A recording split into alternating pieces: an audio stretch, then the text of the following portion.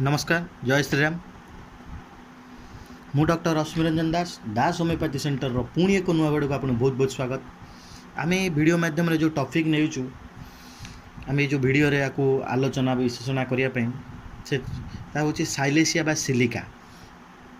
यह एक biochemic medicine जो 12टी बायोकेमिक मेडिसिन अच्छी ये मध्य एक बायोकेमिक सिस्टम मेडिसिन। आर कौन केमती को सिम्पटम को पेसेंट मान को साइलेसिया यूज करा जाए मुझे बतेबे को डिजीज रे आपन को साइलेसिया नवा को पड़ी थाए और कौन केमती काम करी थाए सेटा मुझे बतेबी। तो वीडियो करे आगु जा पूर्व मो चैनल को सब्सक्राइब करंतु, लाइक करंतु, शेयर करंतु एवं आपन सांग साथी खूब शेयर करंतु कारण यहाँ बहुत इफेक्टेबल मेडिसिन। तो साइलेसिया प्रथम साइलेसिया पेसेंट साधारणतः शीतकाकरता होती से थंडा को आदौ बर्दाश्त करें थंडा भल लगे तो से सब माने टाइट पोशाक और गरम पोशाक पिंधिकी रहा चेष्टा करती से देहरे थंडा लगे बोली कि सब घोड़े होगा रहा चेष्टा करते।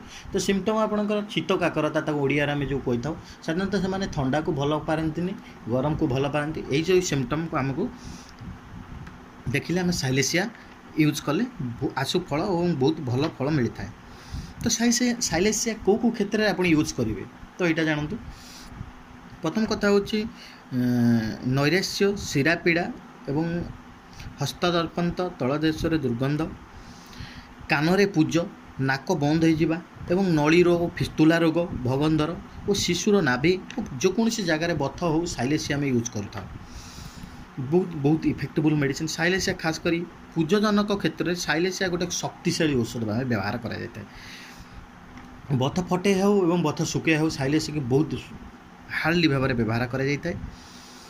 तो कानरे ताला पड़ा कान बधिरता साधारणतः कानरे पूज बाहर बहुत दिन है पूज बाहर भल होनी कानर सुबिवा कमी जाऊँगी तो साइलेसिया बारेक्स सहित आप कालीम्यूर बारेक्स यूज करूँ 3 मास धरी यूज करूँ।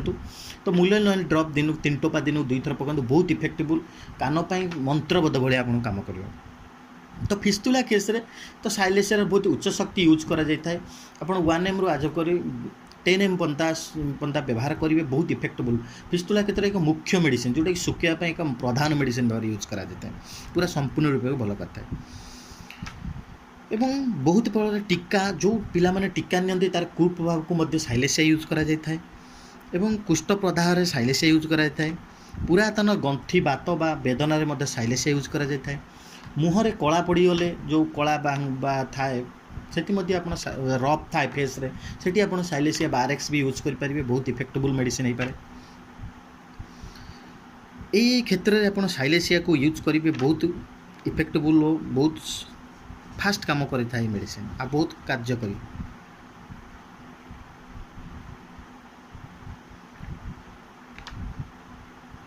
तो साइलेसिया प्रॉपर साइलेसिया बारेक्स किपरि तैयारी होता है यहाँ जानतु जो साइलेसिया किपरि बा सिलिकाटा को केमती प्रस्तुत करा जाता है।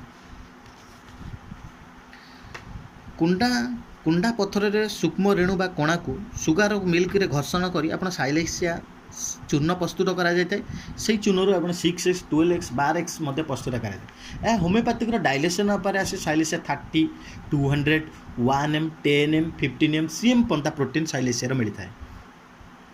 तो आपण जो डॉक्टर पाखे यहाँ आपण साधारण विषय जानी जातु तो तबे ट्रिटमेंट हेबे आपणकर फिजिशियन आपको जो भाया कहे आप से भाया व्यवहार करेंगे बहुत इफेक्टेबल मेडिसिन।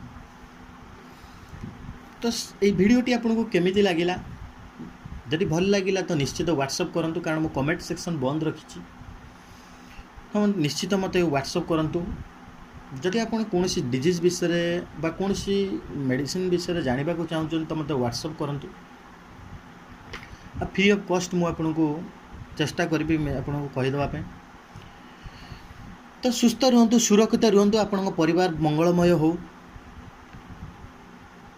वीडियो को बहुत बहुत शेयर करंतु। जय श्री राम। तो पुणी देखा टाटा बाय बाय पुणी नेक्स्ट वीडियो रे।